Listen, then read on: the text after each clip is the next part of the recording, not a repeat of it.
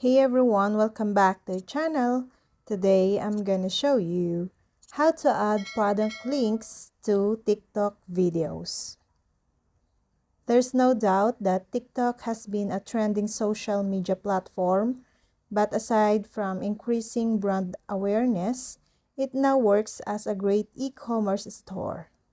With the help of product links, you can now generate more revenue for your business. Here's how to add a TikTok Shop link to your videos in 7 steps. First, set up a business account and create your video. Create the video you want to share on TikTok. Ensure it aligns with the content you plan to link to, whether a product in your online store or an affiliate link. Insert the shop link. To add the shop link from the post module, click the add link and select the products you want to add. From the showcase module, click add to choose which product you want to add link to your video. Optimize link visual, enter the product name and click add. You can also edit your video's caption to encourage viewers to click the link. Then, review and post. Finish editing your video and click post. Now, monitor engagement. Monitor your video's performance to see how well the shop link performs. TikTok provides analytics to help you track clicks and engagement. You can also sync TikTok Shop to QuickBooks to simplify sales and accounting.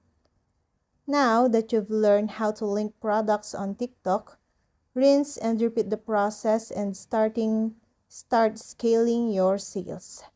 However, it's important to note that adding multiple products will also determine how the links will be visualized. If you add one product link, the product name will be displayed. But if you add multiple product links, the number of product will be shown instead. When TikTok Shop links don't show on your video, there are several reasons to explore. Some of the common causes include ineligibility, technical issues, unavailable in your region, and content violations. The several benefits of adding TikTok Shop links to your videos are monetization, improved engagement, expanded reach, brand visibility, and seamless shopping experience.